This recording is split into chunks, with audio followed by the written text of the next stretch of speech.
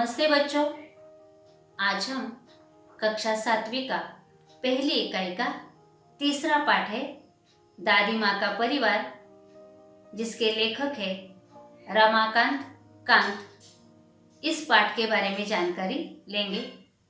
यह एक कहानी है। कहानियाँ सुनना आप सबको अच्छा लगता है। अब यह भी कहानी आपको ठीक से सुननी है। कहानी से हमें क्या सीख मिलती है ये भी जान लेना जरूरी है, इसलिए यह वीडियो आपको आखिर तक देखना है और कहानी से क्या सीख मिलती है यह जान लेना है। तो देखते हैं हमारी कहानी दादी माँ का परिवार। कहानी देखने से पहले हम थोड़ा सा लेखक के बारे में जानकारी लेंगे। 25 अक्टूबर 1949 खंडेला उत्तर प्रदेश में लेखक का जन्म हुआ। एक तेरे बिना, सुनो कहानी, सरल बाल कथाएं, जंगल की कहानियां, परिश्रम का वरदान, सूझबूझ की कथाएं आदि इनकी प्रमुख रचनाएं हैं। रमाकांत कांत जी की रचनाएं सुप्रतिष्ठित बाल पत्रिकाओं में प्रकाशित हुई है।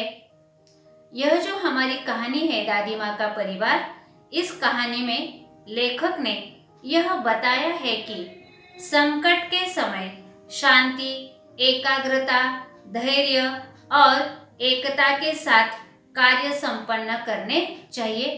देखो, जीवन में हर एक के सामने संकट आते हैं, समस्याएं आती है, लेकिन उन समस्याओं से हमें डरना नहीं है, तो डटकर उनका सामना करना है। तो देखते हैं कहानी दादी माँ का परिवार। अब दादी हम किसे कहते हैं? तो हमारे पिताजी जो है, पिताजी की माताजी को हम दादी जी कहते हैं और पिताजी के पिताजी दादाजी कहलाते हैं। इस प्रकार के कई रिश्ते नाते हैं, जिन रिश्ते नातों को हमें समझना, जानना जरूरी है। अब आपको क्या करना है, तो जितने आपको रिश्ते नाते मालूम है वो अपनी कॉपी में लिखना है और मुझे अपने नंबर पर भेजना है, ठीक है? अब सुनो दादी माँ के परिवार की कहानी। दादी माँ बहुत होशियार थी, समझदार थी। दादी माँ के घर के आंगन में एक बरगद का पेड़ था। बरगद मतलब वटवृक्ष। और उस बरगद के पेड़ पर एक चिड़िया का घोंसला था। इस प्रकार के घोंसले चिड़िया जिसमें रहती है, चिड़ियों का जो निवास स्थान होता है उसे घोंसला कहते हैं। ऐसे घोंसले आप भी देखते हैं पेड़ पर। तो चिड़िया का एक घोंसला था और उस चिड़िया का नाम था नीलू। नीलू और दादी माँ एक दूसरे के साथ बतियाती माने बातें करती थी और दोनों के दिन बहुत मजे में गुजर रहे थे। उस बरगद के पेड़ के नीचे एक बिल बनाकर चिंकी नाम की चूहिया रहती थी।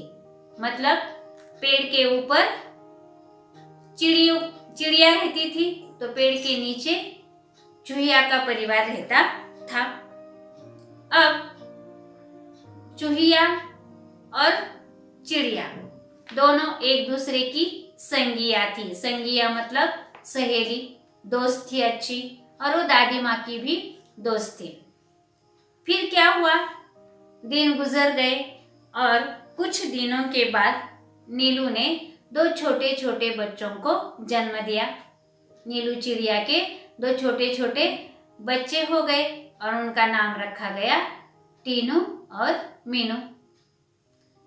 ठीक उसी प्रकार कुछ दिनों के बाद चिंकी चूहिया का परिवार भी फलने लगा, फूलने लगा और उसे भी 2 बच्चे हो गए। उसने भी 2 बच्चों को जन्म दिया और उनका नाम रखा गया चुस्कू और मुस्कू।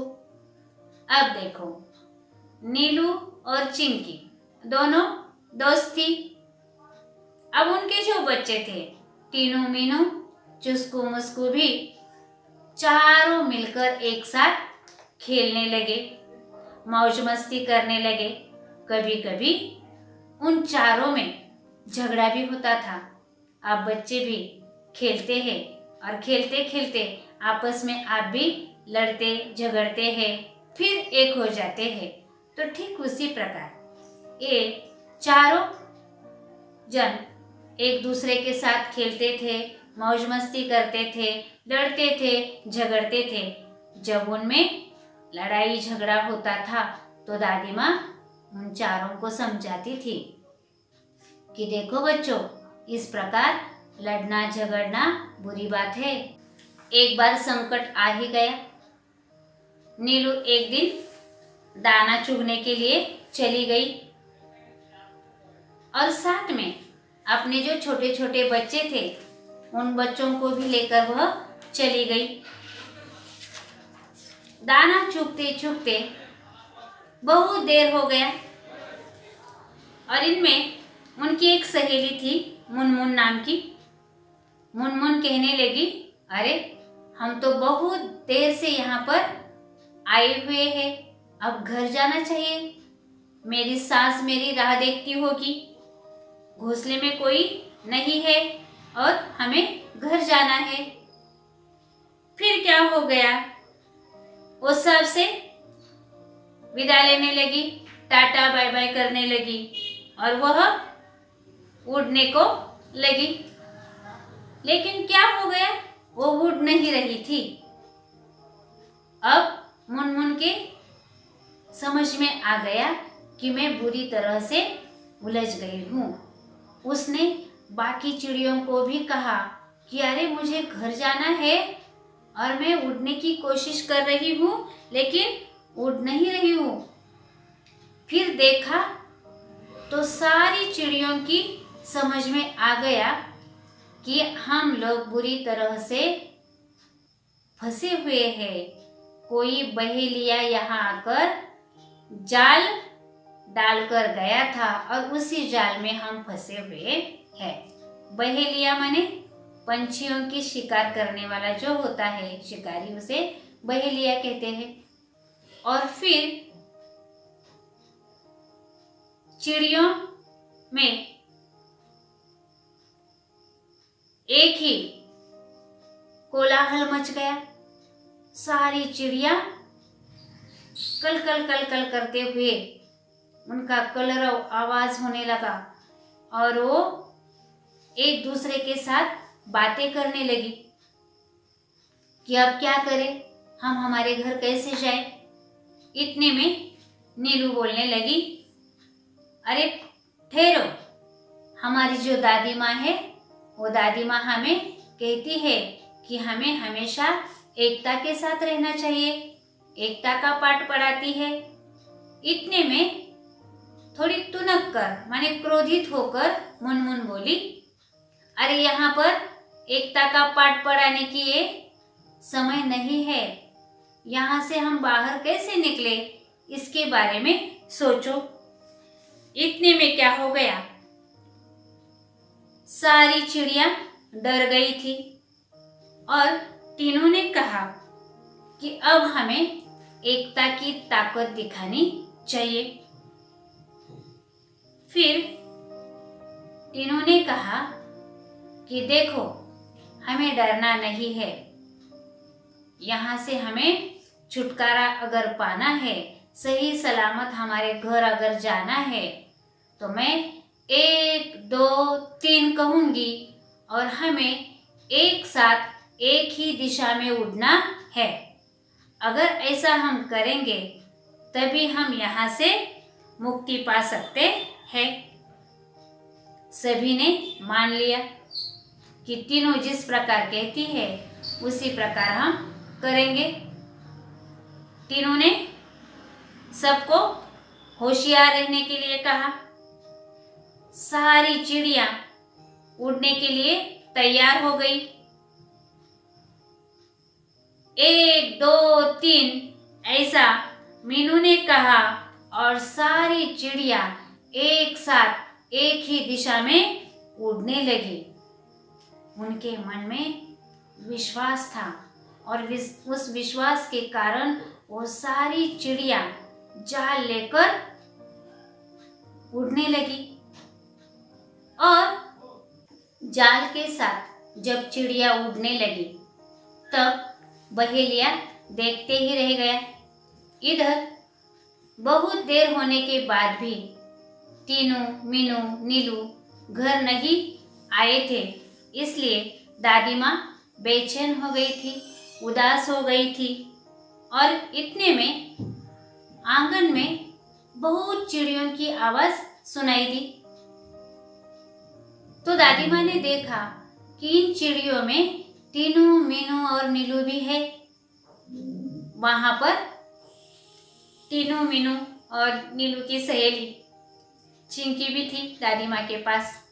दादी माँ ने उसकी ओर देखा, मानो ऐसा कहा कि इन्हें मुक्त करो। झट से चिंकी ने चुस्कू मुस्कू को भी बुलाया और जाल उतरने के लिए कहा।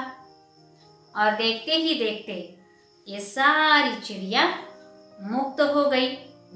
पंछियों की टोली आजादी से आसमान में उड़ने लगी। यह दृश्य देखकर दादी माँ को बहुत आनंद हुआ। दादी माँ बहुत खुश हो गई।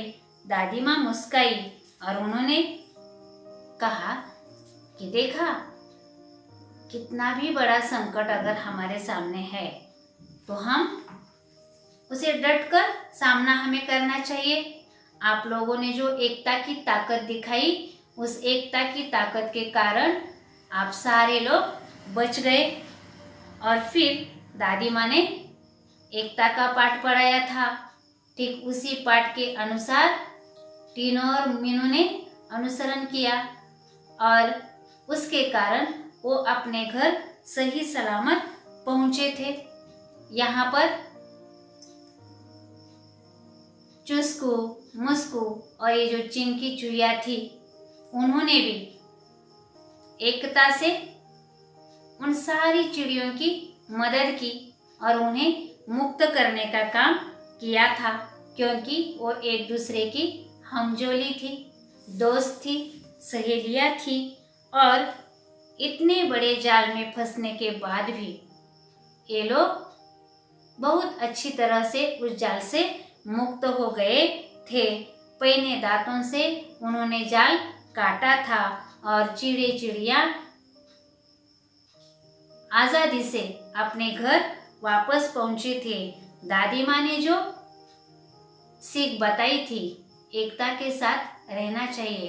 एकता के साथ अगर हम रहेंगे तो किसी भी प्रकार का संकट हमारे सामने आ जाता है या किसी भी प्रकार की अगर समस्या हमारे सामने आ जाती है तो हम उसका सामना करते हैं। तो बच्चों, इस कहानी से हमें यही सीख मिलती है कि एकता की शक्ति बड़ी होती है और हमेशा हमें एकता के साथ रहना चाहिए।